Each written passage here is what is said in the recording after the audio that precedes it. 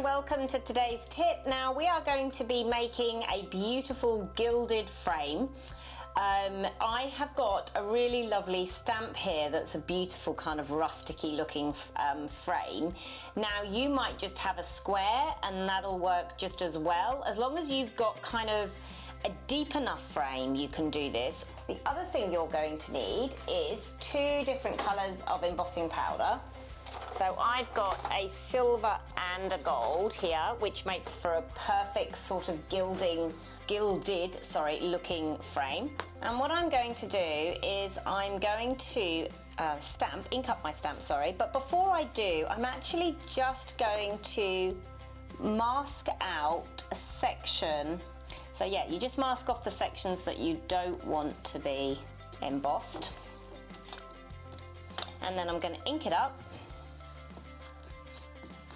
making sure I get it really nice and juicy. This is my Versamark watermark stamp pad that's for embossing. And then what I'm going to do is I'm just going to peel it off.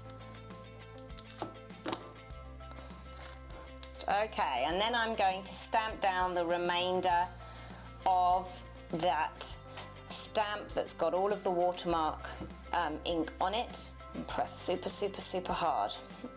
Okay, so now we've got half of the stamp covered in our watermark, and we're going to make this one gold. So I'm going to start off with the gold all the way around the outside.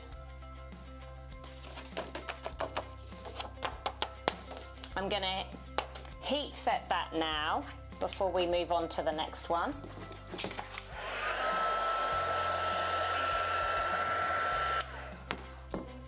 Okay, so now you can see that the stamp, we have got half of it covered in that beautiful gold embossing powder. And we go back to our stamp again and we ink up the whole thing. I should have masked off that outer section first, but because I've got so much ink on it anyway, I'm not sure whether it would have held.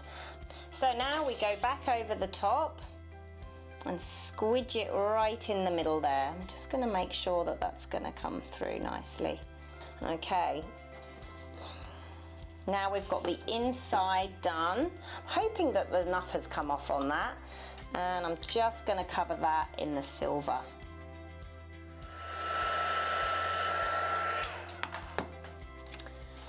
Now take a look at that.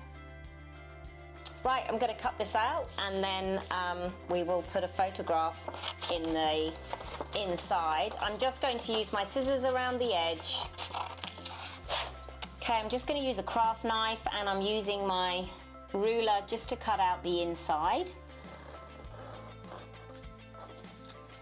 Okay, now one thing that I would do on my page is use pop-up dots to have it sat just a little bit above. So stick my photograph right down and then have my pop-up dots sticking above it.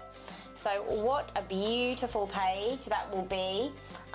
We can add some more of the butterflies that we did in our previous tip, and you can certainly build on that either as a layout or you can even do it for card making, whatever you choose.